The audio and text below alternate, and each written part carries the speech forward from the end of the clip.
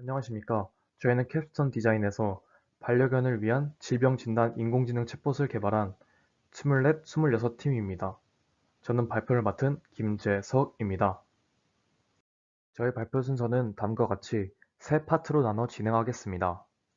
우선 저희 주제 선정 이유부터 말씀드리도록 하겠습니다. 저희는 캡스톤의 기존 주제인 인공지능 의료 챗봇 개발이라는 큰 틀에서 벗어나지 않으면서 차별성을 가지기 위해 고민했습니다. 최근 기사에서도 알 수 있는 것처럼 반려동물 시장은 점점 커지고 있어 반려인이 정확한 의료 정보에 직접 접근할 수 있는 방법이 더 필요하다 느꼈습니다.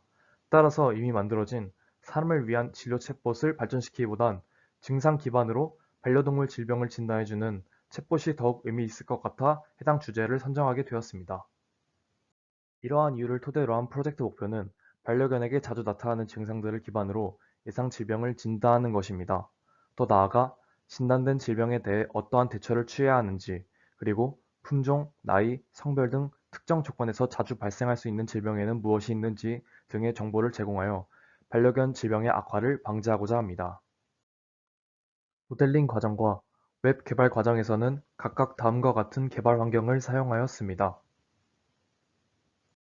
데이터는 크게 세 가지를 사용하였습니다. 첫째로 영어로 구성된 11개 동물병원의 진료 데이터를 구글 트랜스 API를 이용해 번역하여 사용하였습니다. 또한 의료 관련 단어의 어색한 번역을 검수하였고, 불필요한 정보에 대한 추가적인 전처리를 진행하였습니다. 둘째로는 수의사 지식인 답변 데이터를 사용하였습니다. 네이버 지식인의 동물 의료 상담 카테고리의 답변 비중이 가장 높은 수의사 두 분의 질문 답변을 전부 크롤링하여 약 5,000개의 데이터를 수집하였습니다. 한 스펠 라이브러리를 이용해 맞춤법 및 띄어쓰기를 교정하고 품종, 성별, 나이, 증상이 모두 존재하는 질문들을 추출하였습니다. 마지막으로는 사용자에게 보다 자세하고 전문적인 설명을 제공하기 위해 제작한 진단 결과 설명 데이터입니다. 건국대 동물병원과 같은 전문 기관에서 제공하는 정보를 참고하여 분류된 ICD 카테고리에 대한 기본 설명을 제공하였습니다. 또한 카테고리에 해당하는 질병 설명 및 흔하게 발생하는 품종, 성별에 대한 정보도 정리하여 자세한 진단 결과를 해당 데이터를 통해 제공합니다. 전반적인 챗봇 서비스의 플로우에 대해 설명드리도록 하겠습니다. 품종, 나이, 성별, 증상을 순서대로 입력받습니다. 각각의 입력값이 DB에 존재하지 않는 경우 등에 대해 예외 처리를 진행하였습니다. 처리한 결과를 바탕으로 최종 진단 질병을 예측하고 사용자에게 자세한 결과를 출력합니다. 사용자가 입력한 증상이 DB에 존재하지 않는 경우 진행하는 유사도 검사에 대해 조금 더 설명드리도록 하겠습니다. 사용자의 입력을 S버튼을 이용하여 인코딩을 한 후 DB 내의 모든 증상과 코사인 유사도를 기반으로 한 유사도 검사를 진행합니다. 예시처럼 소변에 피가 섞여 나왔어요를 입력받게 되면 유사도 검사를 통해 소변 내 이물질, 혈뇨, 질 분비물, 소변 검사 등의 비슷한 증상이 출력되는 것을 볼 수 있습니다. 챗봇을 통한 진단 중 핵심인 분류 모델을 선정하기 위해 AutoML 기법인 파이캐럿을 사용하여 총 14개의 분류 모델에 대해 성능을 평가하였습니다. 리치 분류 모델은 정확도, 정밀도, F1 스코어 등 총 6개의 성능 지표에서 가장 우수한 성능을 보여 분류 모델로 선정하였습니다.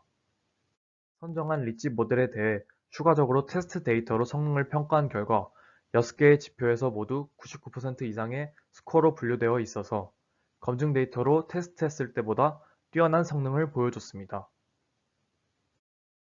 실제 데이터를 제작된 챗봇에 적용해 보기 위해서 수의사 지식인 질문 데이터를 이용하여 테스트를 진행하였습니다. 보이는 화면은 말티즈, 두살, 암컷, 소변 내 이물질을 입력하여 테스트를 진행한 결과입니다. 소변 내 이물질 증상의 경우 DB에 존재하여 별도의 유사 증상 출력 없이 바로 진단 카테고리를 출력하였습니다. 저희 챗봇과 수의사님의 답변 모두 방광염, 방광결석 등의 비슷한 질병을 진단한 내용을 확인하실 수 있습니다.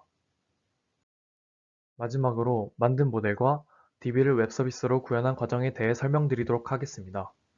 프론트엔드는 HTML, CSS, JS로 구현하였고 백엔드 및 서버는 플라스크로 구현하였습니다. 챗봇 서비스의 핵심인 봇과 사용자와의 대화 형식은 자바스크립트 내에 AJAX를 사용해 플라스크 서버와 통신하여 예외 처리된 사용자 인풋을 보내고 반환을 받는 식으로 구현했습니다. 최종적으로 구현된 서비스는 파이썬 애니웨어를 통해 호스팅하였고 현재 접속하여 확인하실 수 있습니다. 앞서 설명드린 내용을 바탕으로 전체적인 시연을 진행해 보도록 하겠습니다. 챗봇을 시작하면 종을 입력받습니다. 오타가 나는 경우 오타를 수정하여 입력하도록 안내합니다.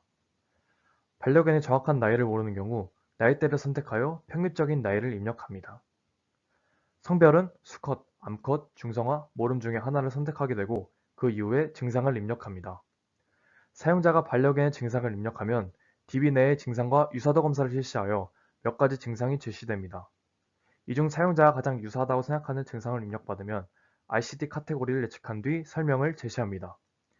이때 사용자에게 입력받은 값을 다시 한번 확인하여 발병 가능성이 높은 질병을 알려줍니다.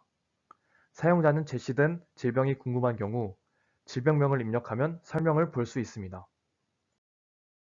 추후 발전 방향으로는 크게 세 가지를 구상 중입니다.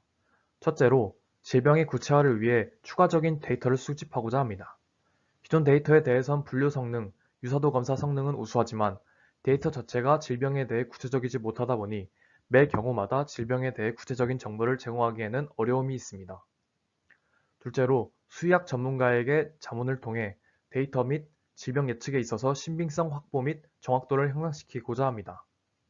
마지막으로는 S버트가 빠른 속도로 작동하지 않는 현재의 서버보다 빠른 속도로 작동할 수 있는 호스팅 서버로의 변경을 생각 중입니다.